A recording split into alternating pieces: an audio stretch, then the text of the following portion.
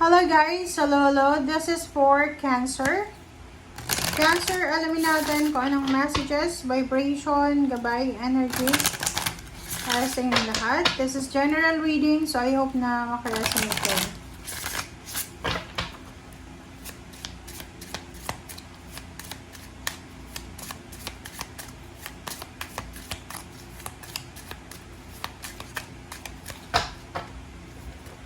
Alright.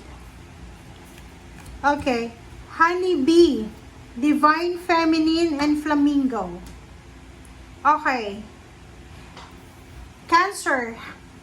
Sinasabi ng barahan na to, babae ka man or lalaki, na you are being called on to rise. So, parang sinasabi ng barahan na tinatawag ka ng universe, ng iyong spiritual helpers na bumangon. So, bumangon ka. Ano ba yung mga nangyayari sa buhay mo sa ngayon? Sinasabi ng honeybee na kailangan mo daw na bumangon, ibangon mo yung sarili mo. Flamingo, unity heart, you're being called to work on collective healing. So, yun. Same energy sila ha, yung honeybee tsaka flamingo. Parang sinasabi, you are being called to rise.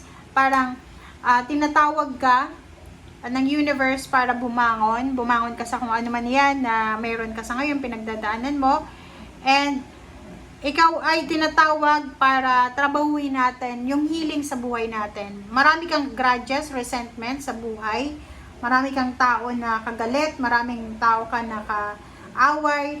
Sinasabi ng barahan na oras na para kailangan nating trabahuhin yung collective healing. Yung collective na yan sa lahat, emotional healing, financial healing, spiritual, mental, psychological, or sentiment.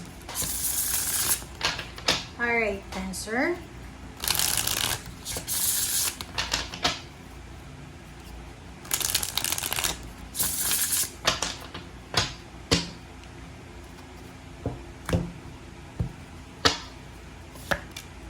Okay, 5 of Cups,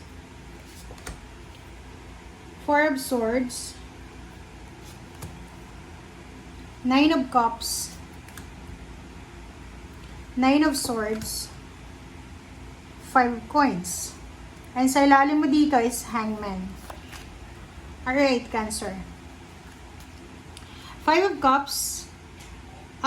Sinasabi ng bara sa'yo dito na mayroon ditong Cancer na possible ka na nag-aalala, nagsisisi, parang ganon. Meron kang pinagsisisihan. This October, nagsisisi ka eh. Hindi ko alam kung bakit, but nagsisisi ka, Cancer. You are mourning.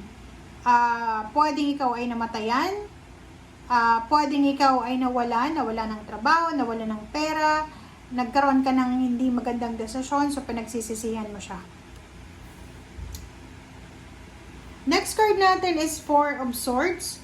Yung 4 of Swords dito, sinasabi ng bara sa'yo na kinakailangan mo daw na kumbaga, i-prioritize yung peace of mind.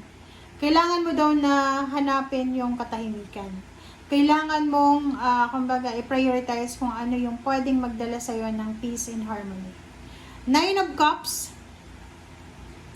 Sinasabi ng 9 of Cups na to na makakatanggap ka ng possible na reward. Like, for example, kung parents ka, yung anak mo ay posibleng magkakaroon ng scholarship, rewards, awards sa school, or posibleng magkakaroon ka ng emotional rewards because of your hard work. Like, for example, kung ikaw ay parent na medyo may edad na, makikita mo yung anak mo, mga anak mo na they're striving, parang ganun. 9 of Swords, sinasabi ng bara sa'yo dito na isolation, and 5 of Coins. Meron dito na Cancer na siguro umiiwas ka sa mga tao. May problema ka sa pera? May health issues ka ba? May problema ka ba sa tao? Marami ka bang utang? Or marami ka bang problema sa finances or sa emotion? Kasi ang sinasabi ng bara sa'yo dito na maybe you will isolate yourself, diba? Parang nakikita natin dito na umiiwas ka. Pwedeng umiiwas ka sa mga tao kasi pwedeng gusto ka nilang utangan. umiiwas ka sa mga tao kasi may utang ka sa kanila. Parang ganon. So, please comment down below. Sinasabi ng bara sa'yo dito na meron na possible na family occasion, celebration, na posibleng hindi matutuloy this October because pwedeng hindi mo na itutuloy kasi ayaw mo na.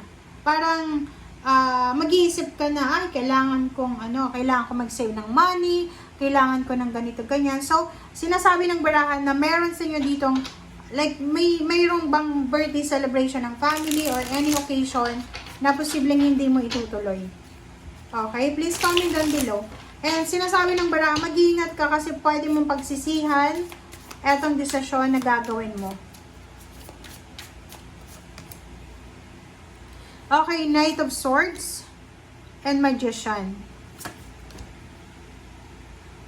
Knight of Cups and Five of Wands. OMG.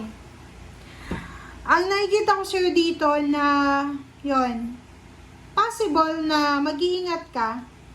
Mag-iingat ka kasi posibleng ikaw ay magkakaroon ng kaaway, kadiskusyon, na kapamilya, kaibigan, kakilala.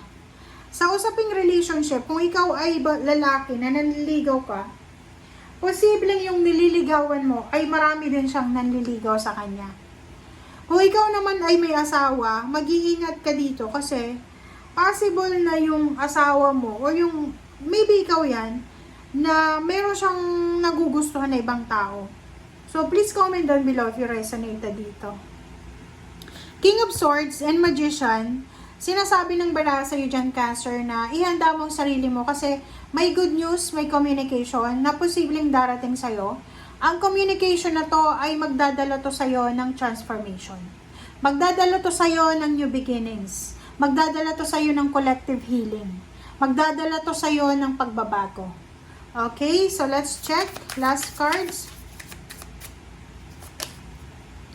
Wheel of Fortune, oh, 'di ba? So sabi na So kung ano man tong magician na to, kung ano man yung dadali ng magician sa'yo, congratulations kasi eto yung overall transformation na pinagpipray mo, lalo na sa usaping pera or relationship.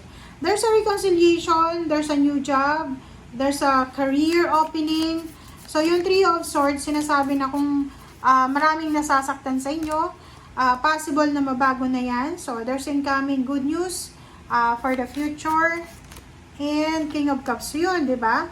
So, sinasabi ng bara sa'yo, kailangan mo daw bigyan ng pansin, kailangan mong i-prioritize, Cancer, yung happiness mo, yung peace and harmony, yung family, yung love life, yung parang stability and balance ng family or ng puso mo.